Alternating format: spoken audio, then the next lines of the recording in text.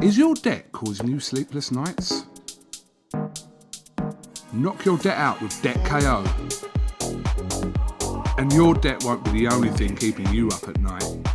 Debt KO, free, impartial advice on all your debt.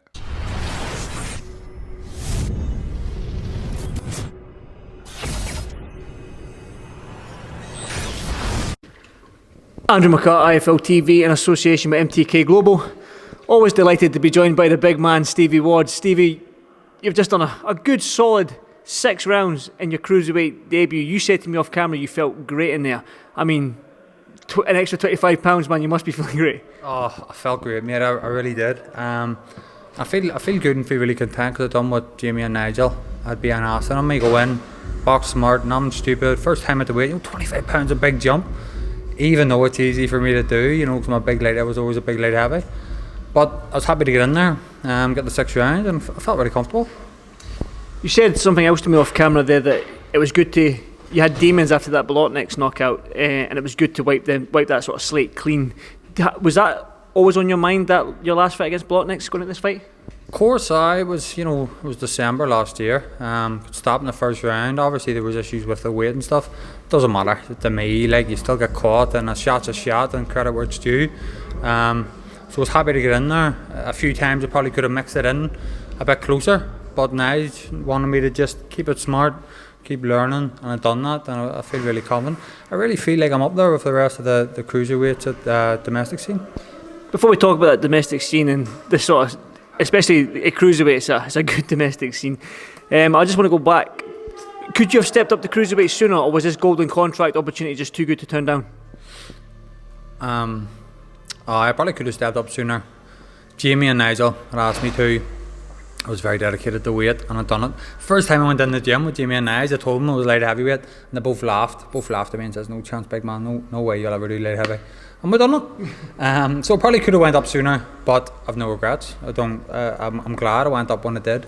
I wanted to do the golden contract. It was one too many at the weight, and it gave me a lot of hunger. And I've got a real hunger at the minute to just keep pushing forward above me.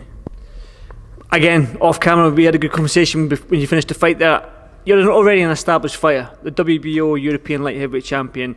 Although that was a 6-rounder for your Cruiserweight debut, you don't want to keep getting fed these guys. You're ready for these top guys domestically, the Reactors, the Chris Billam-Smiths, all these guys that are holding the minor titles, the British and the Commonwealth titles.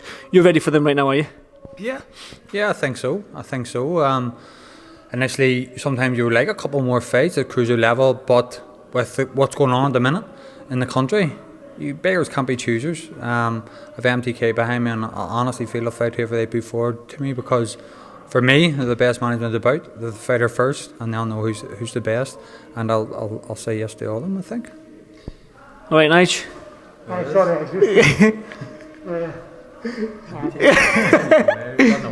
sorry. That's one of the top coaches in Britain, Nigel. One of the best actors and coaches in Britain, Nigel. Yeah, like you mentioned, obviously the current situation and stuff like that, what's going on. We've seen guys that making their debut stepping up in 6-rounders against journeymen who are winning records.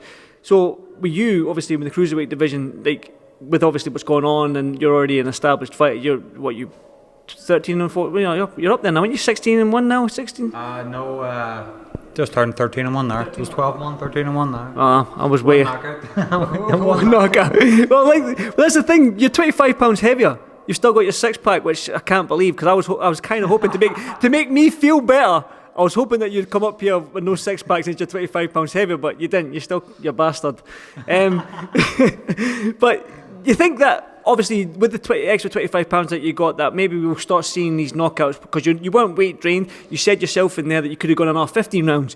You're not weight drained. You're strong. You're powerful. You've got big arms. You think now we're going to start seeing these knockouts? I don't know. I'm not overly worried about it, to be honest. I'm not worried about knockouts. I know that of the abilities and technical abilities to win fights on points. If a knockout comes, it comes. Like there tonight, I was comfortable enough. The last round, I just dipped into maybe 4th gear, and I heard him a few times. He was holding on, and I could hear Nige in the background. Listen, just be patient. Just be chipping away, because tonight wasn't about blowing someone out and making a big statement. It was about me getting confident in my abilities, and I have that. Again, cruiserweight division domestically. Do you have It's great. It's same in the light heavyweight division. Some great fights out there domestically. And is there a name out there that you want? Or you know what I'm like, Stephen? Just give me a name. Stop being that quiet, man. Just give me a name. Born Stephen Moore, it's showing off here. Names, no. Anyone above me.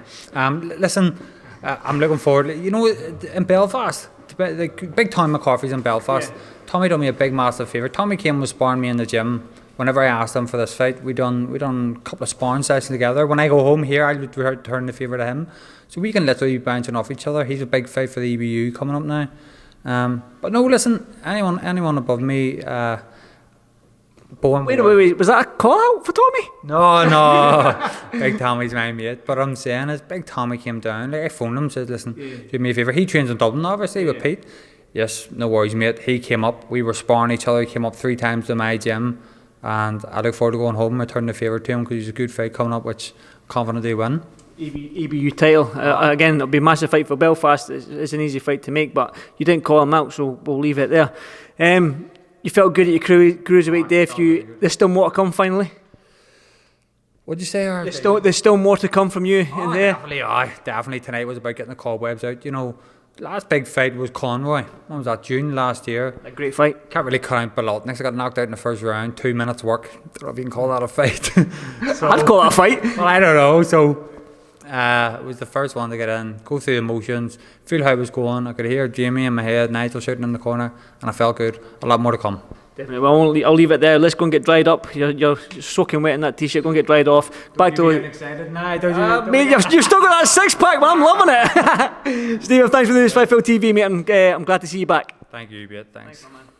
Thank you. Thanks, Ollie. Is your debt causing you sleepless nights? Knock your debt out with Debt KO. And your debt won't be the only thing keeping you up at night. Debt KO, free impartial advice on all your debt.